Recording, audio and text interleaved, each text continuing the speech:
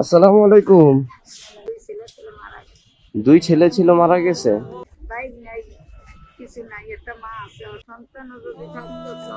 থাক, ঠিক আছে, আপনি কষ্ট পাইয়েন না, কান্না করেন না। করা উচিত।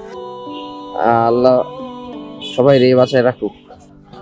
ওই যে ওই ওই পাশে যাই, ওই বাজারে।